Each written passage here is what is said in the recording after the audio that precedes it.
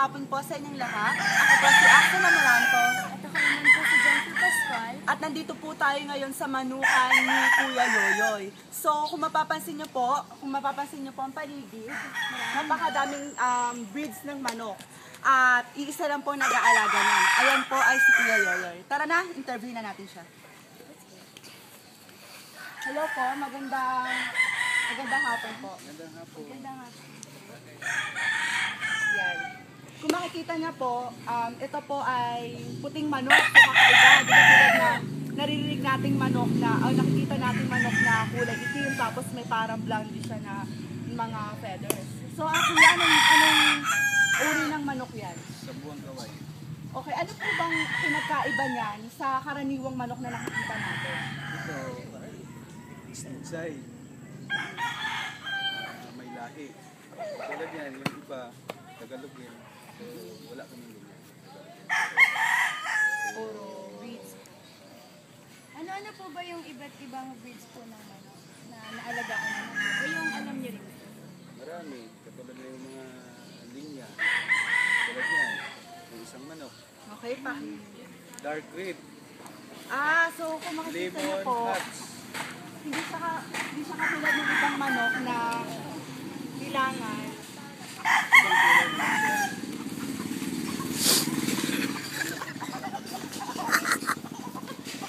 Sige kuya.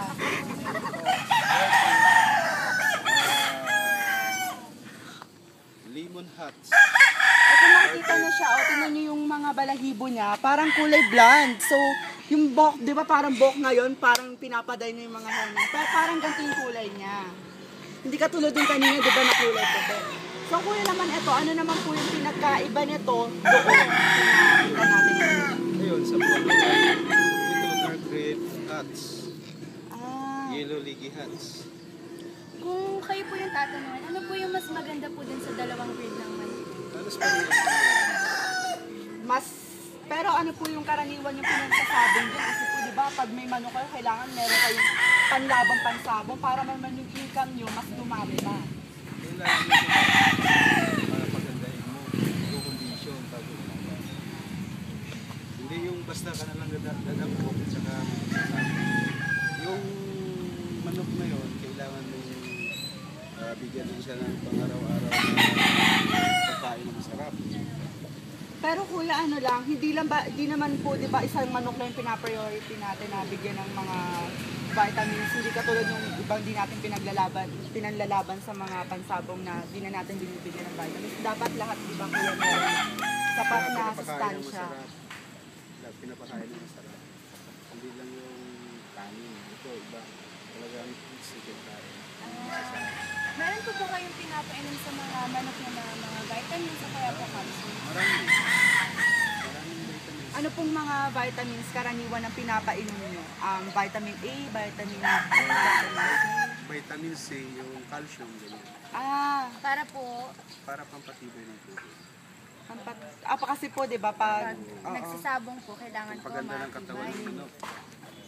Para matibay. So sa manok po niyan, pag inaalagaan nyo, kunyari pag ginahawakan, wala po ba kang ginagawa katulad po no kanina, nakikita parang ginaganyan-ganyan yung ano ng... straight mo yung paa. para Opo. exercise Kasi po din. napansin ko po kanina parang... Tapos, yung patpat, kailangan mong iangat-angat siya para... ayun pala yung sinasabi nila na para hindi mabansot. Diba yung pakpa? Kasi kuya, diba? Hindi, mabansot yan pag walang kinakain mo. Kaya nga kuya, kaya nga yun, kaya kailangan din natin anuhin yung pakpak para yung... I-exercise. Oo, yan. I-exercise. Paano niyo po ba napapaamo, napapalapit sa inyo yung mga manok para po hindi po kayo tinutuka? Katulad po nung iba po kasi di ba pag nakakita ng manok, tinutuka lang po sila nung mga manok. Ano po ba yung ginawa niyo? Maraming manok na na talagang nanunuka siya. Mailap. Mailap. Pero kung araw-araw mo siyang hinahawakan, yung Kuya, ano po yung pinaka, niya dito, ang pinaka-espesyal na manok? Yung parang, Superstar minsan lang, na manok niyo po. minsan lang natin makita. Ano po ba yung pwede niyo po ba kaming papuntahin sa manok na yun? Saan po ba yun? Yung pinakakaiba po. para po sa Pinakakaiba po. ito, katulad nito.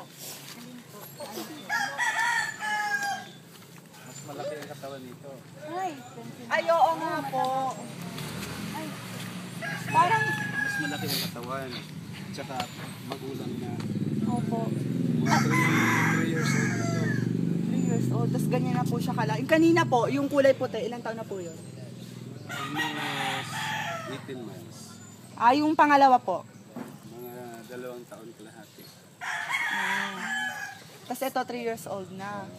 Anong gulang ng manok siya na pwede nang, yung namamatay na po, yung Sa tanda. hanggang, yung, Mga manok po. Hanggang anong edad po sila tumatanda?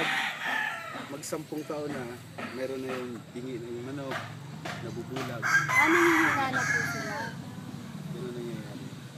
So, ito pong manok na to, simula po anong edad na po yan na simula po pagkapanganak? Oo, hindi yung pagkain. Pero Dahil yung may- pakulog to. So, alaga niyo na. so taga Bacolod po kayo.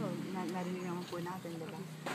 So kuya, saan po dito yung mga manok na regalo? Hindi niyo inalagaan, hindi niyo pinagtiyaga. Parang lang, sige nanalo ka sa'yo na tong. Saan po yung manok na regalo sa inyo ng mga kaibigan niyo? Regalo, wala ang regalo. Lahat po dito, Lahat. sariling sikap. Ang sin. Galing yung Bacolod. So, lahat po ba ng inaalagaan yung manok, panabong po? Ano po yung yung manok po na pinakamarami na pong naipanalo sa survival? Dito. Tara, sundan natin.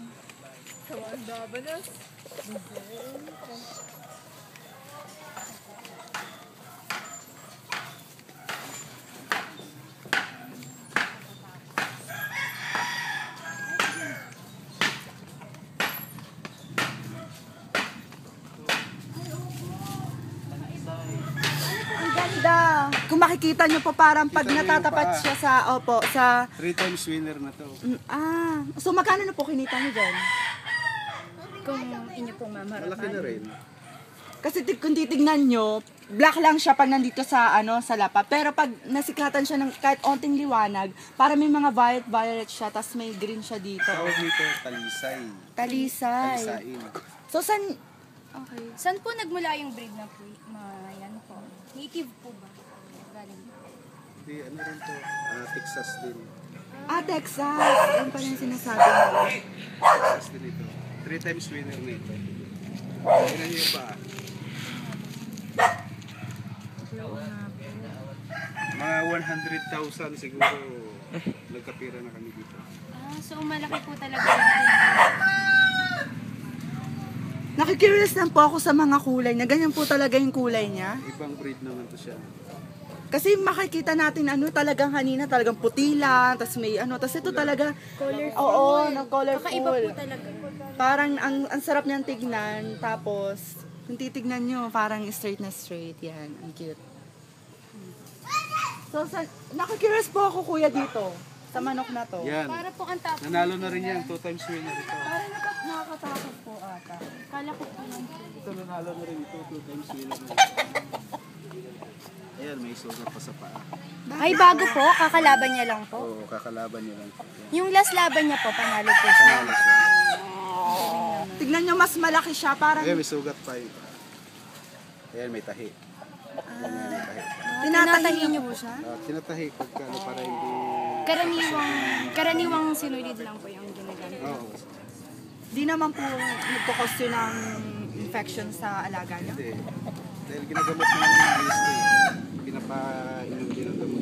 Tignan niyo yung buntot niyo, parang saganang-sagana. Ano ba to?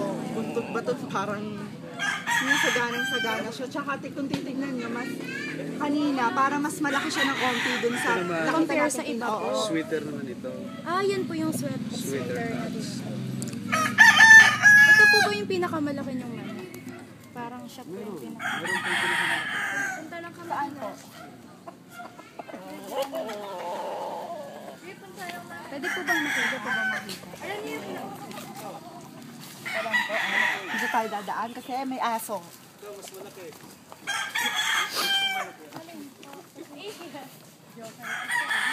ito, mas malaki nga po. Ang haba po ng leeg niya, kuya. Giraffe po ba yun? Ano lang kasi medyo maano sa pulungan. Tingnan nyo po, di katulad yung iba na malusog yung leeg. Siya po, tingnan nyo, parang Mahaba. slim. Iba malaki. Slim po yung leeg niya. Dark gray rin to, dark gray. Dark Dark gray. gray hats. So parang yung kulay niya, Denver. parang kanina lang nakita natin, kaya lang mas dark to, mas dark. Parang reddish. Oo. Yung kulay niya. Ilan taon na po yan, kuya? 3 taon na. 3 taon. So alagang-alaga niyo po talaga to? Alaga to sa shampoo ito. Ano? Iba po ba yung shampoo nila? Shampoo rin ang pang tao. Yung sunsilk, ganyan. Yan ang pinapampaligo namin. Alagang-alaga. Kita mo, Wala po bang kayong ano na para talaga sa manok na sabon? Meron po bang ganun yung sabon? wash out. Wash out ang nana dito. Pero pagka hindi nakabili ng wash out, shampoo. Yung ibig sabihin ng wash out, parang shampoo rin yan. Na pag pinaligo mo, yung mga hairs dito, mga kuto, Ilan taon po kayo nag-alaga ng manok? Mga ilang years? starting 12 years old ako nag-alaga na. So, 12 years old. So, hindi po ba mahirap nung una? Kasi po pag una parang natatakot ka pa. Pag una, talagang matatakot ka, pero masasanay ka na tayo. ano po ito? Namana niyo po sa tatay niyo? Marami rin pong Marami alagang kaming alaga. manok yung Meron tatay kaming niyo. farm sa Bacolod. So, galing po talaga. Marami po ba talaga mga iba't ibang klase ng mga manok sa Bacolod? Tulad nito, ito. Lemon bacon hats. Yun naman, lemon sweater. Lemon feather. Sambuanga white. Sambuanga white. Yung makikita niyo pong kulay puti. Sambuanga white. Parang, Yan, gold. Gold. gold. Gold. Makikita niyo po, di ba parang yung iba sa kanila pinangalan sa mga lugar na kung pwede silang makita. Kung saan sila oo, nagmula. Oo. Kuya, meron po ba dito mga nangingitlog na? Yung mga inahin po, yung pangpalahin niyo pong manok. Meron. Okay, Puntahan natin. may aso? Ano? Baka habulin tayo. Oo, kita talaga nila. Yan.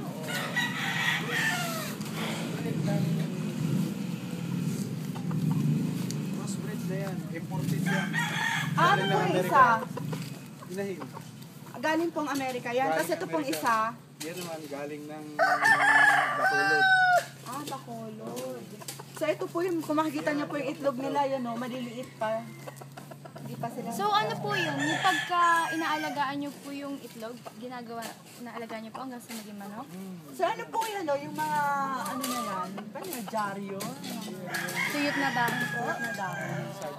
Dahon ng saging. Para hindi mainitan yung Opo, tsaka parang balance yung temperature nila. So sa mga babae naman po, di naman po maselan kasi po pag nagdadala sila ng nila, 'di ba, nangingitlog sila, di naman po masyadong maselan. Kailangan kasi papakainin mo siya ng masarap para magbibigay rin siya ng seeds niya.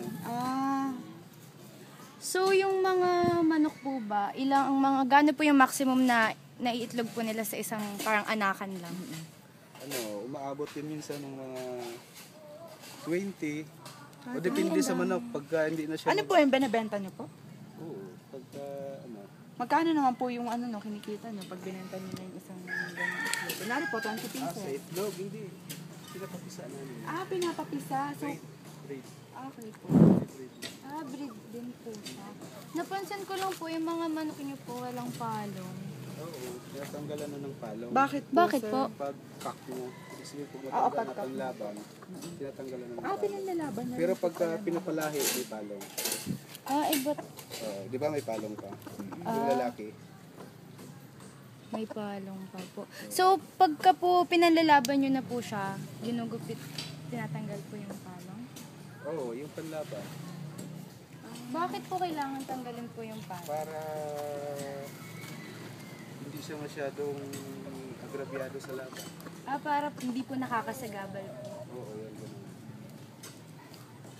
So, ang laki nito. Ang lalaki po ng manok niya, sir. Hindi po siya karaniwang nakikita ko na normal size. Parang talagang binibigyan niyo po importansya yung bawat manok na inaalagaan niyo. Kasi lahat yan pambenta. Hindi lang panlaban, pambenta rin. May nabenta na po ba kayo? Ano po yung mga